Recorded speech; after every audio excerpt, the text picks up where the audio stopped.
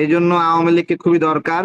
আওয়ামী লীগকে আমি ব্যক্তিগতভাবে মিস করতেছি। সবাই শেখ হাসিনা হওয়ার স্বপ্ন দেখে। জামাতও পিআর নামে একটা ষড়যন্ত্রের মাধ্যমে আপনার সে ওই যে তত্ত্বাবধায়ক সরকার বাতিলের মতোই সেও একটা এমন একটা কিছু চায়, মানে বিজয়ী হওয়ার গ্যারান্টি চায়, জেতার গ্যারান্টি চায়। এই জন্য এই সমস্যাটা সৃষ্টি হচ্ছে। এই সমস্যাটা সৃষ্টি হচ্ছে আওয়ামী লীগ মাঠে নাই এই কারণে।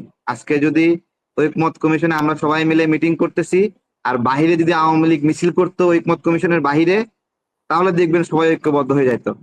আওয়ামী লীগের অনুপস্থিতিতে এখন আমরা বিশৃঙ্খল হয়ে গেছি, মতবিরোধ তৈরি হয়েছে। এই জন্য আওয়ামী লীগকে খুবই দরকার। আওয়ামী লীগ আসলে আবার সবাই ঐক্যবদ্ধ হয়ে যাবে। আওয়ামী কিন্তু লীগকে আমি ব্যক্তিগতভাবে মিস করতেছি। আওয়ামী লীগ থাকলে কি সুন্দর সবাই সবার প্রশংসা করতাম, হ্যাঁ, আর আওয়ামী লীগকে গালি দিতাম। এখন আওয়ামী লীগ না থাকাতেই এখন নিজেরাই নিজেদেরকে গালি দিচ্ছি। তো অন্তত নিজেরা নিজেদেরকে গালি দেওয়া বন্ধ করার জন্য হলেও আওয়ামী লীগকে দরকার। এখন আরাধনের 3 ছেলে, 3 ছেলের মধ্যে এক ছেলেকে আপনি বিদেশে পাঠাই দিচ্ছেন। হারাধনের এক ছেলে হলো মাঝ বয়সী বয়স, আর এক ছেলে হলো নাদান। এখন আপনার তো ওই মাঝ বয়সী আর নাদানের কথাই তো শুনতে হবে। হারাধনের আর এক ছেলেকে তো আপনি মাঠের বাইরে রাখছেন, তাই না? এখন হারাধনের ওই ছেলেটাও মাঠে ঢুকলে তখন আর নাদানের কথা শুনতে হবে না। বিএনপি তো সবসময় জনগণের দিকে তাকায় থাকে, জনগণ কি বলবে বা জনগণ। বিএনপির এরকম আকাঙ্ক্ষা কখনোই দেখবেন না যে জনগণের মতের বাইরে তারা ক্ষমতায় যেতে চায় বা বিকল্প কোনো পথ তারা স্বপ্ন দেখে বা এটা ওইটা ফন্দি ফিকির করে। এগুলো বিএনপি একটা ফ্রেশ ভোট চাই, তাদের লোকগুলো এমপি হয়ে সংসদে যেতে চায়, এইটা। জামাত এখন নির্বাচন হইলে জামাতের হিসাব নিকাশ উল্টে যাবে। বিভিন্ন জায়গায় ভিসি বসাইছে, বিচারক বসাইছে, প্রশাসক বসাইছে, জজ বানাইছে, ব্যারিস্টার বানাইছে, ডিসি বানাইছে। এখন এগুলো জামাত বানাইছে বিএনপি যদি ক্ষমতা চলে আসে।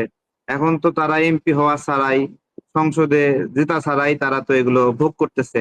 এখন একটা নির্বাচনী বন্দোবস্ত হয়ে গেলে মানে ঠাস করে মাটিতে পড়ে যাবে। এই মাটিতে পড়ার আতঙ্ক থেকেই তারা এরকম করতেছে।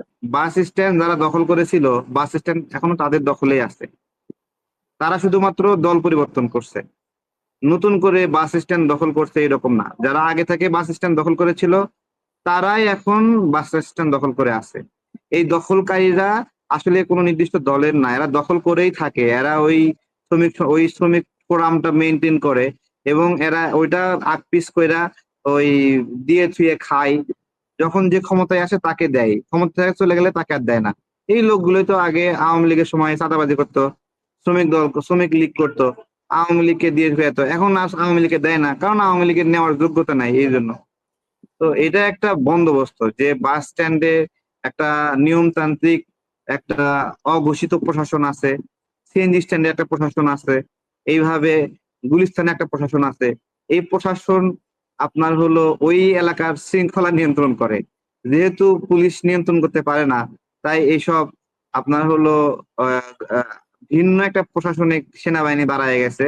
যে সেনাবাহিনী বাস স্ট্যান্ড আর সিএনজি স্ট্যান্ড, দুই স্ট্যান্ডের লোকেরা যেন পরস্পর মারামারি না করে, এরা নিরাপত্তা দেয়, নিরাপত্তা দিয়ে দিয়ে সেগুলো খায় আর কি। এই জন্য আওয়ামী লীগকে খুবই দরকার।